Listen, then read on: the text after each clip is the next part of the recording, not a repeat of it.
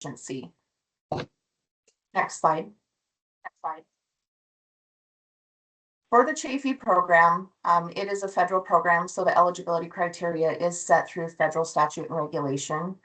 So youth that are 14 years old or older and currently in foster care are eligible for Chaffe, as well as any youth who are in foster care at the age of 18 and aged out, but have not yet turned 21, as services continue up to the age of 21 for Chaffe eligible youth.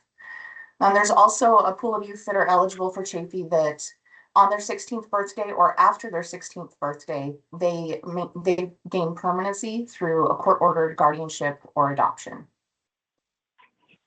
Next slide, Natalie. Scheduled start time. Please call your VA healthcare facility. Please find your VA healthcare facility's phone number at I'm going to wait a second just so you can hear me. There we go. So the way the Chaffe program works is I'm the program manager, so I oversee at the state level the way the program is ran and help oversee the contracts across the state. So we contract with 5 different region providers, and it covers the entire state, so there's no county that is left without Chaffe services. So we have them divided, as you can see here, through the 5 counties. We also have a contract through CSKT, who helps serve any tribal youth that are residing within CSKT reservation boundaries. But we have all of these regions, and then the next slide will show you a map of how that's broke out by state. Oh, I think we went one too many, maybe. I think it's there. There we go. There we go. So you can see the way the map is broke out by region, and then all of the counties, as you can see, is covered by a Chaffe service provider. So if you ever have questions on who is serving a county, all you have to do is reach out to me. I make the Chaffe referrals and do the eligibility determination. So I would be the best point of contact if you have any questions like that. Next slide. So the way the program is ran is each service provider has their own program. So they can cover different services. Some of them will cover more because they have a higher budget that they can work within. But this is a core list, so this just gives a broad overview of some of the services that can be provided through Chaffe. But there are, just keep in mind, there are a huge list. There's a huge range of what can be covered and what can be assisted. So independent living assessments and transitional living plans, those, once they're developed, actually help drive what services are going to be offered and available to each independent youth to make sure that it's something within their plan and their goal. Connections to mentors, they can help with assistance in obtaining high school diploma. That's in assistance such as like if they need tutoring assistance, if there's some additional costs for study materials and things like that, they can help in that area. They also help with career exploration, job placement, job retention, helping to connect youth to other resources in the community as well that can help with these types of things. Budgeting, finance management. I know some of the providers hold monthly living skill classes that help them to maintain and obtain a lot of these skills that most people would get in a regular home setting. They also help with connections to post-secondary education and training, and they help with health education and health risk reduction. Next slide. So any youth that's eligible for Chaffe services, they're also eligible for education and training vouchers, which is often referred to as ETV.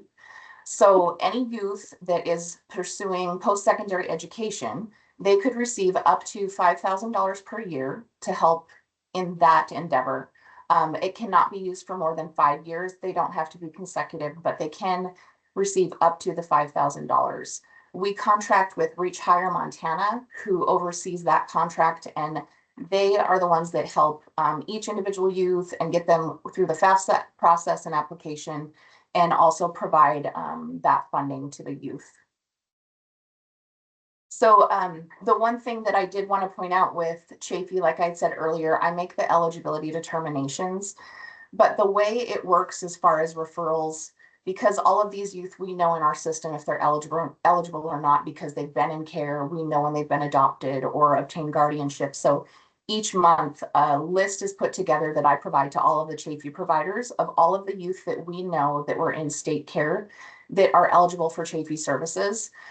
We do know that there are some youth that come to Montana from other states that we don't necessarily have in our system.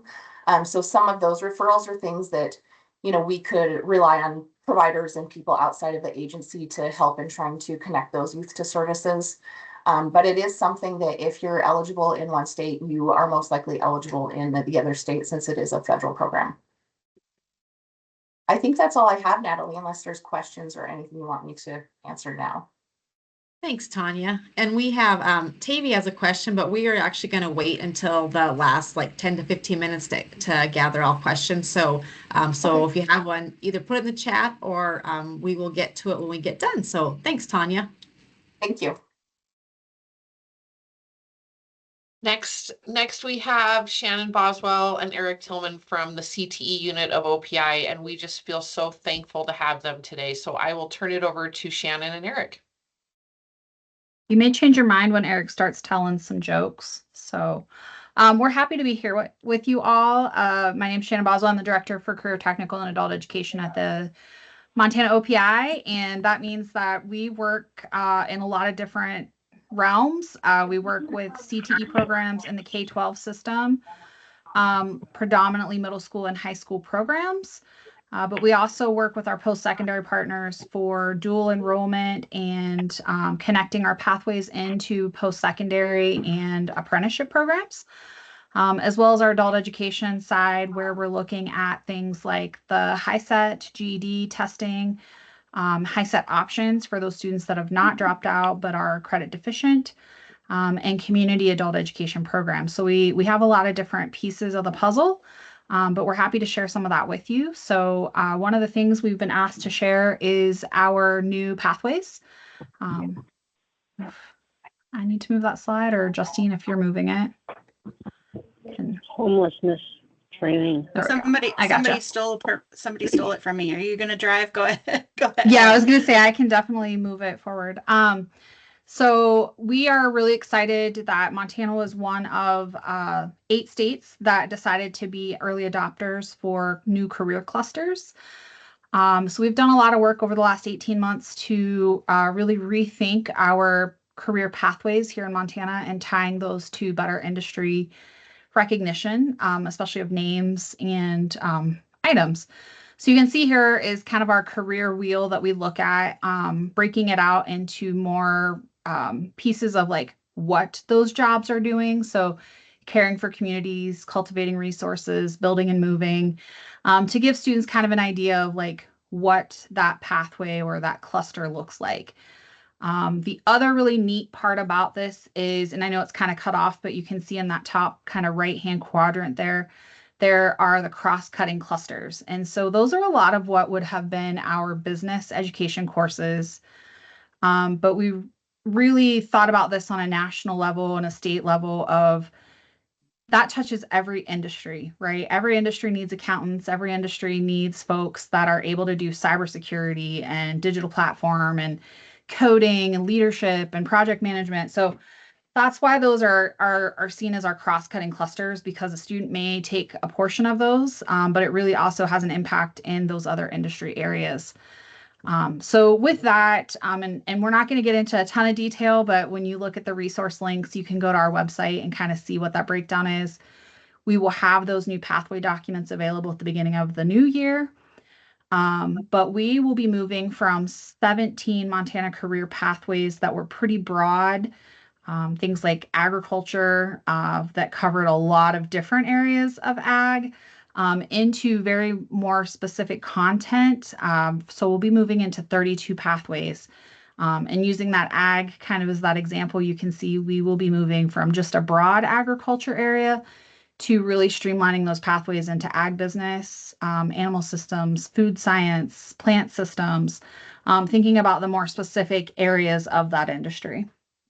So we're really excited for some of these upcoming changes and the opportunities it will provide students to get them prepared for whatever their next step of education or career will be.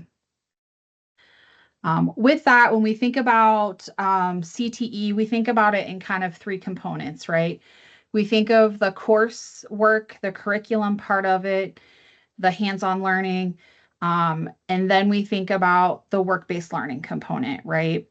So that students are getting some hands-on experience in industry. It is a performance measure for us in CTE that we have students that are earning some work-based learning credit. And so we really like to reach out and highlight those partnerships that we have. So if you are looking for resources to help students maybe get some work-based learning opportunities or get them involved in some of these career guided opportunities, then JMG is a great program that a lot of our schools are utilizing. There's also some digital pieces from Montana Digital Academy that allows schools to connect with JMG. Obviously, the registered apprenticeship programs, and we have a work-based learning collaborative that has done a lot of work of putting together a lot of data from different components. And so their dashboard is linked. And you can go and see kind of what work-based learning is looking like across the state of Montana. And I think we are in a pretty good shape. We've got room for improvement, but our students are really getting some good opportunities inside and outside of the classroom. So classroom, work-based learning, thinking about that also in terms of them earning credentials or dual credit. And then that third component that we really think about is our student organizations, and thinking about those, we refer to those as our CTSOs. And I'm going to let Eric kind of step in and tell you a little bit about CTSOs and the impact that CTE has as a whole. Thanks, Shannon. You know, in CTSOs, most schools all have CTSOs in our state, and some of them go all the way into the middle school, all the way to post-secondary, depending on that CTSO. And what they do is they give the leadership, the public speaking, teamwork, critical thinking, help with college applications, scholarship essays, job resumes. There's a lot of funding available for students to go to college on some of these. And then break them out, and these are the 7 that we have in Montana. Business Professionals of America, that's more of the business. FCCLA, your Family Consumer Science. FFA, the agricultural organization. TSAs, more of the robotics, things like that. DECA, again, another one of those business ones. HOSA, health sciences, and Skills USA that kind of touches all of them. But we have a lot of this information, if you've never seen one of these CTSOs, on our website, which will be at the next, right at the end of this slide. And then it kind of shows you what CTE does in the classroom and what kind of impact we have in Montana. Graduation rates right there, 97%. That tells the story of we're doing that real world math, English, and science in CTE and the CTSOs, which shows 11% increase in graduation rates from those that are in general population or the general ed. But other than that, it gives the students a purpose, relevance, and direct connection to real careers. And it kind of shows in Montana, if you look at a lot of these other portions of this wheel, CTE aligns with our top industries: agriculture, construction, healthcare, IT, manufacturing, and more. It strengthens our local communities by preparing students for high skill, high demand occupations. And CTE builds that leadership and employability skills and that technical competency in helping Montana grow its own workforce. So a lot of good information on this, and I hope you can look at this slide a little bit later on, but I'll kick it back to Shannon for closing. Yeah. So, you know, just thinking about the impact that our programs have, you know, the data that's on the slide is a little bit older. It's, I think, 2 kind of data cycles ago, but those numbers don't fluctuate a ton. I think the really impactful piece, especially thinking about students who are experiencing homelessness or foster care, is students who are connected to our CTE programs have a higher graduation rate. They tend to graduate on time. They feel connected to the program. And I think a lot of times they feel just really more connected to being able to lead their own future, right? Getting the groundwork that they need. And I think that's the great thing that CTE and CTSO programs provide for them.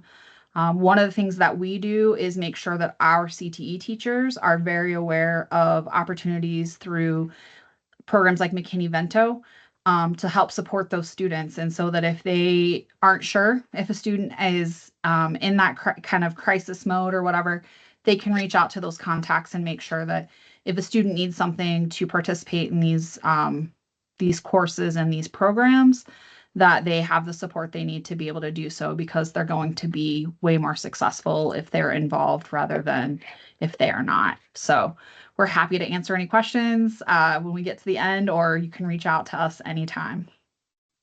Thank you so much, Shannon and Eric. We appreciate it so much. The next thing we're going to move on to is modified graduation. So these are alternative pathways for students that have had educational disruptions.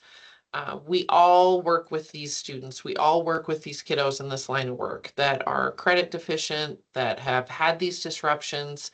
And we need to expand how we think and be creative and explore other opportunities for them to get hopefully a diploma or a high set so that they can move on to employment and to good things in life. So one of the ways to do this is modified graduation, and this can be through a proficiency diploma.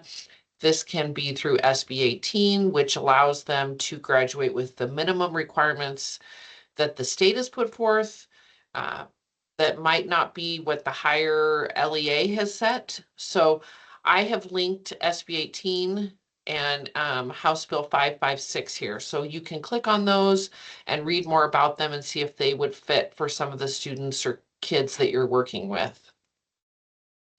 The educational disruptions need to happen during grades 9 through 12. And these are some of the educational disruptions that would make them able to qualify for a modified graduation plan. And so I've listed them here. And just make sure that when you're looking at a modified graduation for a student, that they would fit into one of these categories for the educational disruption, because that is written right into the law. I think the really important thing with this is to always really make sure that we know who we're working for with this modified graduation, and to screen and have the right students participating in this. And so I just did a little flow chart. You know, who are these kids? Do they meet the requirements? Did they have an educational disruption, and kind of what the end game is, and to have consistent communication with these students and kind of consistent educational counseling. But this is going to help your graduation rate. This is going to help the kids that have gone through this move on to different programs, move on to post-secondary, move on to employment, and kind of get past this hurdle. So this just goes again with who is eligible for this. What does it look like? What are the state requirements? And really, you know, if they are meeting the requirements under the state law, they need to be awarded a diploma by the district. So I linked the state graduation requirements there also for you to look at in your spare time. But really, as we move forward with learning more about modified graduation and a proficiency diploma, you know, what are the best practices? And, you know, there needs to be clear, mindful pathways. What are we setting these students up? How are we making them successful? They've been frustrated. Traditional school hasn't always worked for them. They could be credit deficient, you know, so we have to know where we're going and what's going to be best for these students. But also awarding quarter credits, even if they're just getting quarter credits, let's award those. Let's celebrate the small successes with these students. You know, looking at the high set options program, is that available at your district? Is this something that the student can be involved in? But I think the main thing is really early identification of these students. We all know who these students are. We all know, you know, day one of 9th grade, usually, who's going to have some issues, but also putting together a team at each grade level to identify the students and putting together a plan that's realistic and will help these students. And I will pass it on to Justine. This training seems like it could be like several hours of training. So we're going to just really touch briefly on supporting students to fill out the FAFSA in order to, carry on their education to community college or a four-year university system. So remember that the FAFSA is the free application for federal student aid. I had a student who went to like FAFSA.com once and paid $50 to fill out the FAFSA. No, it's the free application. So make sure that your kiddos know that, and hopefully you can support them. And so they have changed the website since I was in college to studentaid.gov. And if you did go to FAFSA.gov, it will redirect you. But just so you know, that is the correct portal to fill this out. I'm sure most of you are very well aware of that. So we're just going to go over really quickly applying as an independent with the FAFSA. So several years ago, there was a FAFSA Simplification Act, and what it did was it made it so that it streamlined the process for students to fill it out, but also particularly for our kiddos who we're talking about today, our foster students and our students who are experiencing homelessness. And it made it so that the FAFSA application has specific questions for them, so that it's kind of like TurboTax. What information you put in, you get some information back. So it kind of guides you down your path. So hopefully you all will be able to support your kiddos in your life to fill this out. But applying as an independent means that the federal government will not consider the parent's income in order to calculate the financial aid. So in order to become independent on the FAFSA, the child would have to be in foster youth. Remember that foster care is that formal 24-hour placement anytime since they were age 13. And they will be still eligible if they are permanently placed anytime after that age. And that includes kids in the juvenile justice system. It might include kids that are in a foster home, group home, residential setting, or supervised living placement. And so that's one group of kiddos. Another group of kiddos are unaccompanied homeless youth. So keeping in mind that McKinney-Vento definition of homelessness, this is the definition we look at when we determine whether or not they're eligible as independent. So they lack a fixed, regular, and adequate nighttime residence. And also they are all out of the physical custody of a parent or legal guardian. So those two things have to be true in order for them to fill out the FAFSA as independent. It's not just about them experiencing homelessness, it's that they're detached from their parent or guardian. Or they're self-supporting and at risk of homelessness. So this little piece is added. It's different than the rest of the McKinney-Vento eligibility requirements. It's there to if a kiddo is maybe applying and you're getting them into campus housing, and so they would be housed, but otherwise, if they didn't have that campus housing, they would be homeless. That's where that at risk of homelessness comes in. So also just keep in mind that this is all research-based and statistically significant, that you are providing a safety net for your kiddos when you're supporting them, that your time and investment in their education, their post-secondary career planning is really that safety net for the rest of their life. So it's correlated that people who are experiencing homelessness have been homeless as a child. Those things have a higher risk of a future homelessness. And so we know that education really helps to secure the future and to break poverty cycles and to really make sure that that stable housing continues for kids. So I know that sometimes your work is hard and thankless, but we thank you for all you do. You are really making a difference for these kids. So a couple of little things on the left-hand side. In order to fill out those FAFSA questions, as as independent, you need to have documentation of either being in foster care or that experiencing homelessness.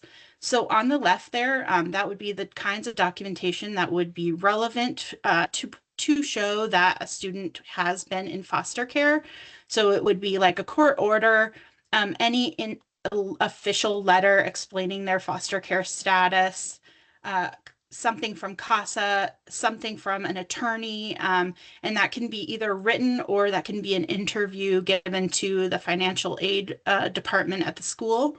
It could be a Medicaid eligibility form that could show that that kiddo qualified for that Medicaid because of their foster care status, or educational training voucher or Chaffe program eligibility documentation. So those are some of the things. For students experiencing homelessness, we need to make sure that as our school officials who are on the call, if you're a homeless liaison, you are designating the student and showing that they qualify as being homeless and out of the care of their parents or at risk of homelessness. And the OPI has mandatory forms. We have the Transact, the homeless form number 10 shows it'll customize to the school district, and you can put it in the student's file. I highly suggest. I had some wonderful, genius liaisons say that anytime they're identifying a high school student as experiencing homelessness, they're putting that Transact form in their file. They're helping to create that paper trail so that the kiddo can make sure that they can get their needs met, even if down the road they switch schools or graduate, and they have some kind of documentation that shows that they were eligible during those high school years. So the homeless liaison at the school can do that. The TRIO and Gear Up directors can do that, or their designee. A director at a shelter, those people can also make the determination of homelessness. Financial aid providers at the university can do that as well. So this has recently been very broadened. If anyone has any difficulty navigating this for students in their life, I'm happy to help you and connect you with the most pertinent person to help you get that documentation. So just kind of like a process once you're in the FAFSA, I highly recommend, if you are sitting down with a kiddo and you're working on the FAFSA with them, you go ahead and watch this link here. I have a Schoolhouse Connection webinar linked here. They basically show you step by step how to apply, the screenshots, what it looks like. I think anybody who's doing this with a kid, I highly recommend it, because you really want to make sure that things are accurate, because if you do mark something wrong, it can cause delays. So make sure, if you can, to help students fill out that FAFSA as soon as possible, early, like about this time of year, if they haven't already, would be great, just so that allows for that time in case there's any errors or issues that need to be corrected. Take it slow, make sure you're accurate. I do want to highlight a few questions that you will encounter. So again, like I said before, this is the quote from the FAFSA. It says, at any time since you turned age 13, were you an orphan, not living with biological or adoptive parents, in foster care or a ward of the court, or were you emancipated minor or in a legal guardianship? If that answer is yes, it'll move you to those independent questions. The other one is at any time after July 1st of 2025. So that would be this beginning of this sort of fiscal year. Were you unaccompanied, either one, homeless, or self-supporting and at risk of being homeless? If you answer yes to either of these questions, you would be considered independent for the federal student aid purposes. And so I highly recommend that you encourage your students to reach out to the financial aid office regularly to make sure that this process is going well, and that they can kind of anticipate any issues that might pop up early so that they can get ironed out before the deadlines. So I want to also address another kind of group of kiddos, which I will often get calls on. And so these kids are not like clearly designated as experiencing homelessness unaccompanied or in foster care. So just keep this in mind, that we have kiddos who are sometimes living with a caretaker, and maybe that's an informal maybe it's an informal arrangement. It's not a court order. So it's the student has not been a ward of the state. So it doesn't really qualify as that foster care. And it may not qualify as homeless because they're with that person for a long time, or, you know, it's a solid home that they continue to go to. And so there's a couple of scenarios that those kiddos still may qualify as independent for the FAFSA purposes. And so I've kind of outlined them here. Just again, just help your kiddos make sure that they don't have clear documentation that shows that they were in a foster placement. And then there's these unusual circumstances. So this is also quoted from the FAFSA. If you have answered no to those questions that I just mentioned, you will get this screen, and it's like another safety net level. Whether, you know, are you sure? Are you sure that you have not experienced homelessness or been in foster care? And so it asks you, are you or your parent incarcerated? Have you left home due to abuse or threatening environment? Have you been abandoned or estranged from your parent and not been adopted? Were you granted a refugee or asylum status and are separated from your parents or parents that are displaced in a foreign country? Are you a victim of human trafficking? Were you otherwise unable to contact or locate your parents that you have not been adopted? So those are really our unaccompanied students who really maybe don't fit into those either of those buckets. And so if that is the case, you can answer yes, that those are one of those circumstances is the case for your kiddo. And then you can do what is called a dependency override, which means that you have a conversation and an interview with the financial aid office at the school, and you let them know of this estrangement with their parents, and then they will make that determination and designate the child as independent for FAFSA purposes.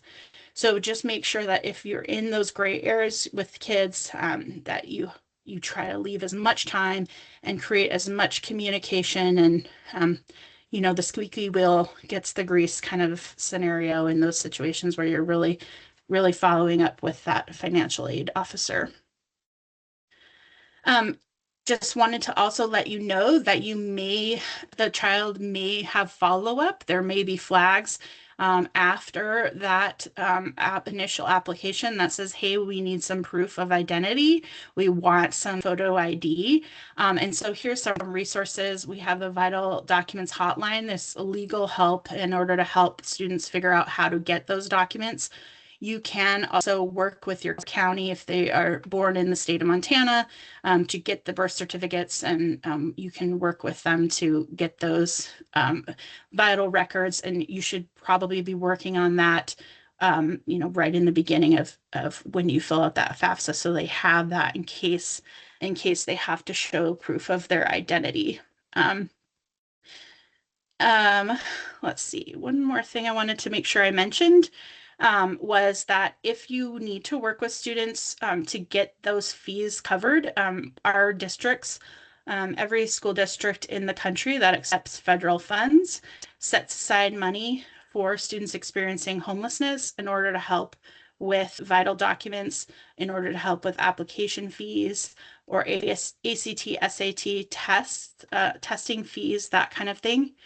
For students in foster care, I have some links at the end. There's some organizations in our state that also can support in providing those fees. Reach Higher Montana, Hopa Mountain also can assist in those fees if you're working with them. In addition, there's something called the Common App, which is a way for students to apply to multiple colleges at the same time. And I hear that through that Common App, they can indicate that they were experiencing foster care, they've been in foster care, and they can waive those application fees at that stage as well. So those are some resources, and there are links at the end for you to look more into those things. We did have some specific questions on the HiSET when y'all registered. So I wanted to just touch on that. I know Shannon also touched on that as well, and Marissa. There are two sort of pathways for the HiSET. There are students who are still enrolled in school, and that is called the HiSET Options Program. High school students in specific high schools have those options for schools that are participating to stay enrolled in school, work on their HiSET, and either graduate with a diploma or graduate with a HiSET with their peers. And then we do have kids who are not enrolled in school and older than age 16, and they can get their HiSET through the adult basic education sites. We do have this link here. This is our OPI folks. They are wonderful. They're a wealth of information. They can direct you to those sites, the high schools that have that HiSET options program, or those adult ed sites as well. So you can feel free to call or email them. Their contact information is on this slide. Okay, so I'm showing you some of our resources that we have for you. Again, just kind of some basic things. We have some higher education and scholarship opportunities linked here as well. We wanted to quickly, we kind of talked about a lot. Dawson's Promise is a great option in Glendive. Dawson Community College has some specialized scholarship programming for students who've experienced homelessness or been in foster care. Hopa Mountain as well. This other scholarships opportunity is a link with a whole list of other scholarships. I'm sure you all probably have a lot of resources in this, and feel free to put them in the chat if you have a great one that you would like to share out. We also want to direct you to, if you have kiddos transitioning to the University of Montana, the ASU and Bare Necessities program is great. They offer that kind of warm handoff from high school to higher ed for students who are in need of that as well. And then we do have our contact information here, so you can follow up with any of us, and we're happy to help you and help direct you to resources. So with that, we're ready to take questions, and if anyone wants to come off mute, and then we'll also work through those things that have already been shared in the chat.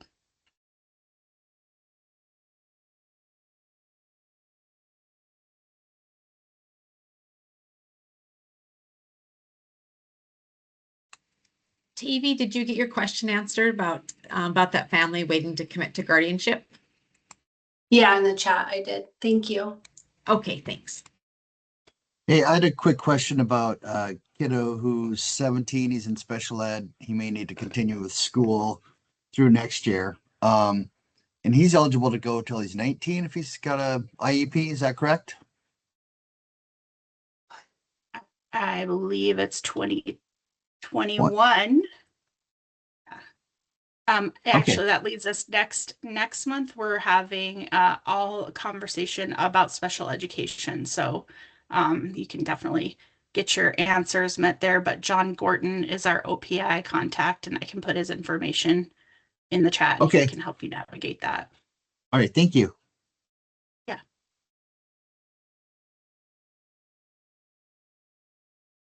So guys, this is Stacy Miller. I'm out here way out in the middle of nowhere in Eastern Montana. So I have a kiddo who he's going to be transitioning home to reunify with his family, but they live in Glasgow.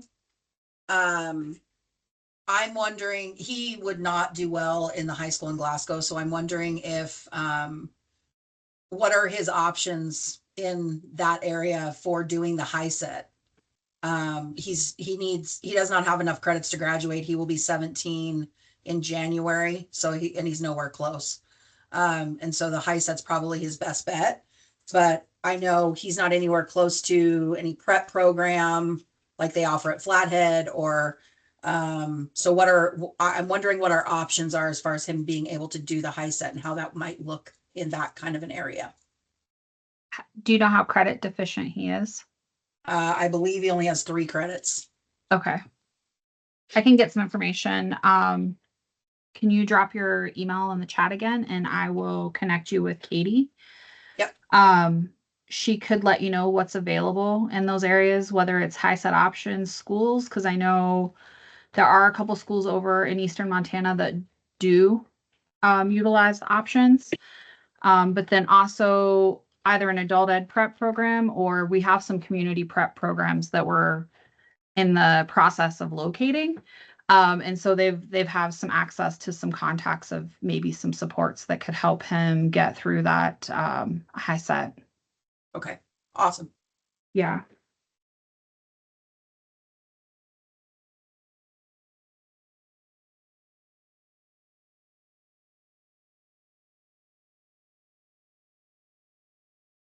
Hi, everyone. My name's Rhonda Hughesby. I'm a program supervisor in Helena for CFSD.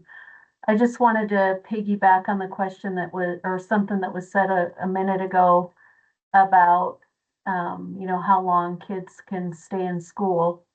This is not directly related to that, but typically, kids in care with Child and Family Services, their adoption or their foster care or adoption assistance or guardianship assistance ends at 18. But if we have a youth who's been adopted who has not yet graduated from high school and is still in school and making progress towards graduation, their adoption or guardianship assistance can be extended beyond their 18th birthday. The parents can continue to get that monthly assistance payment. That's communicated to parents when they adopt or take a kid into a guardianship, but they don't always remember. And so sometimes the program managers will get calls, well after the kid is 18 and their subsidy has stopped and they're like, oh, but he's still in school. So we can extend those if we know about them before they turn 18 and their assistance gets ended. Awesome. Thank you so much for that information. We also just kind of found out that that's also applicable for students in group home situations as well, those in and out of foster care. So that's really great information. Thank you for sharing.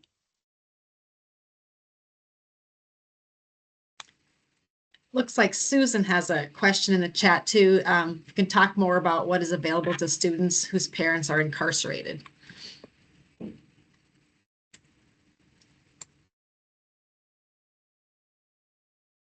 I can take that one for sure. My background is in corrections and working with children who have incarcerated parents, and this can also really be a gray, muddy area because sometimes they have parental rights, sometimes they don't, sometimes the kids are in foster care. So each scenario with an incarcerated parent is different. And that's not the greatest answer, but if you wanted to talk more, Susan, about what this scenario looks like, we could, but it really depends on who has parental rights at that point, what kind of care that child is in, and what the scenario looks like. So feel free to reach out to me and we can talk more about it, and I can put you in touch with someone at corrections too, if that would help.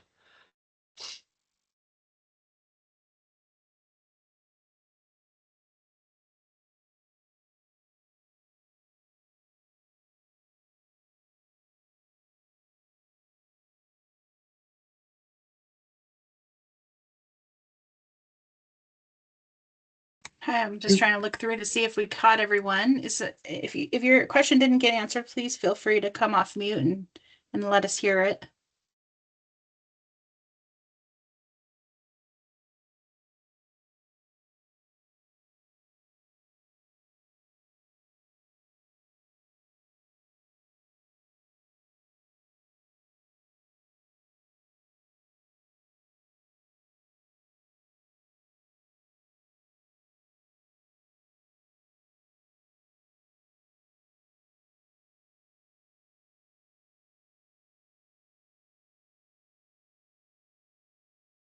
Okay, well, while we have your attention still, we just wanted to put a plug in for next month, next year, January 8th.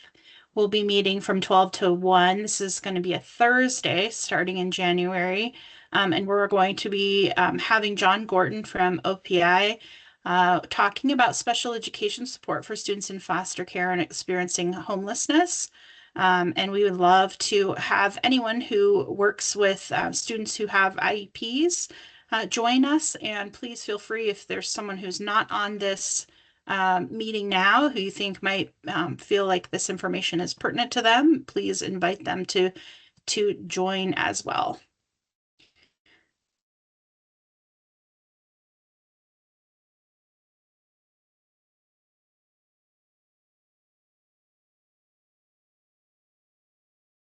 We will stay here and take any questions that you might have. If you did want renewal units for this time, please make sure your email is in the chat. It does make it help us streamline getting it out to you.